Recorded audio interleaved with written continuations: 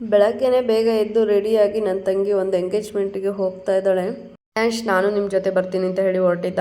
But ಅವನು ಕೆಲವೊಂದು ಸಲ ಅಮ್ಮ ಬೇಕು ಅಪ್ಪ ಬೇಕು ಅಂತಲೇ ಹಠ ಮಾಡ್ತಾನೆ, ಹಾಗಾಗಿ ಕಳಿಸ್ಲಿಲ್ಲ. ಅವಳು ಹೋದ್ಮೇಲೆ ಖುಷಿ ಪ್ರೇಯಾಂಶ್ ಇಬ್ಬರು ಕೂಡ ಒಂದೇ ಸಲ ಮಲ್ಕೊಂಡ್ರು.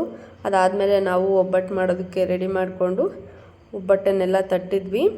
ಕಾಯಿ ಹೋಳಿಗೆನ ಒಂದ್ರ ಮೇಲೆ ಒಂದು ಬೇಗ ಬಿಸಿ ಇರೋದನ್ನೇ ಹಾಕಬಾರ್ದು, ಸೊ ಹಾಗಾಗಿ ಈ ರೀತಿಯಾಗಿ ಆಡಿದ್ವಿ. ದ್ರಾಕ್ಷಿ ಹಣ್ಣು ಬೇಕು ಅಂತ ಹೇಳಿ ಕೇಳ್ದ, ಸೊ ಹಂಗಾಗಿ ದ್ರಾಕ್ಷಿನ ವಾಶ್ ಮಾಡೋಣ ಅಂತ ಹೇಳಿ ತೊಗೊಂಡೆ. ದ್ರಾಕ್ಷಿ ಹಣ್ಣಿಗೆ ತುಂಬಾ ಸಲ ಔಷಧಿನ ಹೊಡೆದಿರ್ತಾರೆ, ಸೊ ತುಂಬ ಕೆಮಿಕಲ್ಸ್ ಇರುತ್ತೆ.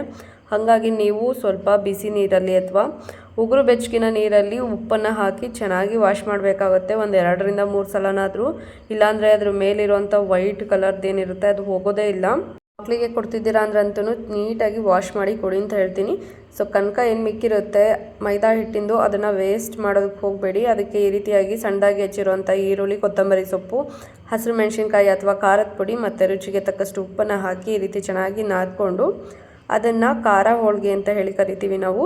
ಈ ರೀತಿಯಾಗಿ ಒಂದು ಬಟರ್ ಪೇಪರ್ ಮೇಲೆ ಸ್ಪ್ರೆಡ್ ಮಾಡಿಕೊಂಡು ಕಾದಿರೋವಂಥ ಹಂಚಿನ ಮೇಲೆ ಹಾಕಿ ಎರಡೂ ಸೈಡು ಸ್ವಲ್ಪ ಕ್ರಿಸ್ಪಿ ಆಗೋವರೆಗೂ ಬೇಯಿಸ್ಕೊಂಡ್ರೆ ಸಖತ್ತಾಗಿರುವಂಥ ಖಾರ ಹೋಳಿಗೆ ರೆಡಿ ಆಗುತ್ತೆ.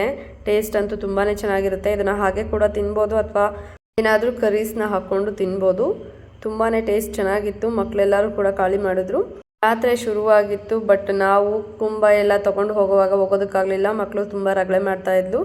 ಹಾಗಾಗಿ ನಾವು ನಿಧಾನಕ್ಕೆ ಹೋದ್ವಿ. ದೇವಸ್ಥಾನದ ಹತ್ರ ಹೋಗಿ ದೇವ್ರ ದರ್ಶನ ಮಾಡಿಕೊಂಡು ಹೊರಗಡೆ ಬಂದಾಗ ಇವರು ಸಿಕ್ಕಿದ್ರು. ಇವರು ನಮ್ಮೂರಿನವರೇನೆ. ನಾವು ರೆಗ್ಯುಲರ್ ಆಗಿ ನಿಮ್ಮ ವೀಡಿಯೋಸ್ನ ನೋಡ್ತೀನಿ ಅಂತ ಹೇಳಿದ್ರು. ತುಂಬಾ ಖುಷಿ ಆಗುತ್ತೆ ಈ ರೀತಿ ಯಾರಾದರೂ ಸಿಕ್ಕಿ ಮಾತಾಡಿಸಿದಾಗ.